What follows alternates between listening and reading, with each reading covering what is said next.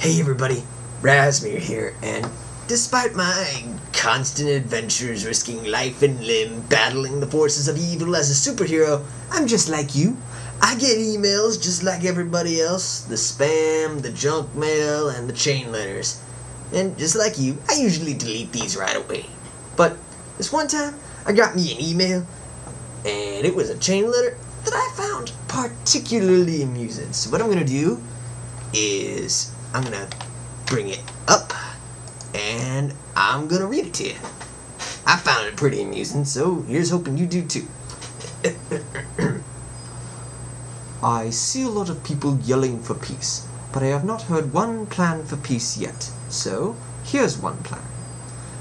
The US will apologize to the world for our interference in other affairs, past, present, and future.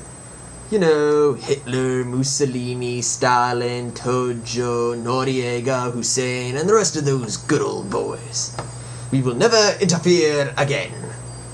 We will withdraw all our troops from all over the world, ever. Starting with Germany, South Korea, the Middle East, and the Philippines. They don't want us there anyway, so we would best station our troops all along our borders, preventing anyone from ever sneaking in through the holes in the fence, ever. Speaking of illegal aliens, all illegal aliens have exactly 90 days to get their stuff together and leave. We'll give them a free trip home and everything, but after 90 days, the remainder will be gathered up and deported immediately, regardless of whom or where they are. They're illegal. France will probably welcome them with open arms anyway. All future visitors will be thoroughly checked and inspected, and limited to 90 days unless they get a special permit. No one from a terrorist nation will be allowed in at all. If you don't like it there, change it yourself and don't hide here. Asylum would never be available to anyone. We don't need any more cab drivers or 7-Eleven cashiers. Thank you, come again. No foreign students over the age of 21. All the older ones are just bombers anyway. So any of those kids that we do let in from other countries, they better get straight A's, because if they get a D, or if they skip any classes, it's back home, baby. The US will make a strong effort to become self-sufficient energy-wise. This will include developing non-polluting sources of energy, but it's gonna require a temporary drilling of oil in the Alaskan wilderness. We'll just have to find a way to cope with the caribou and do our best. Here's hoping. We will offer Saudi Arabia and all the other oil-producing countries of the world $10 a barrel for oil. If they don't like it, we can go someplace else. They can sell someplace else if they want to.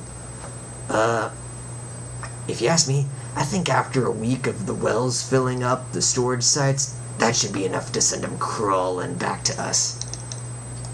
If there is a famine or other natural disaster or catastrophe in the world, we will no longer interfere.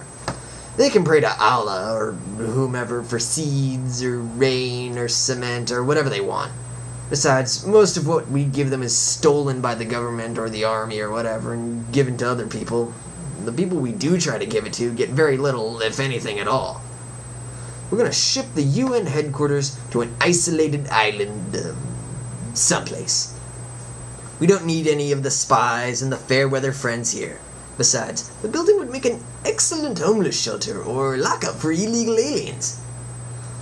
All Americans must go to charm and beauty school. That way, no one can ever call us filthy, ugly Americans any longer. The language we're gonna speak is English. Learn it or leave. Now, if you ask me, I say this is an awesome plan. The Statue of Liberty is no longer saying, "Give me your tired, your poor, and your huddled masses." She's got herself a big old club and she's saying, "You want a piece of me?" Well, that was an amusing chain letter.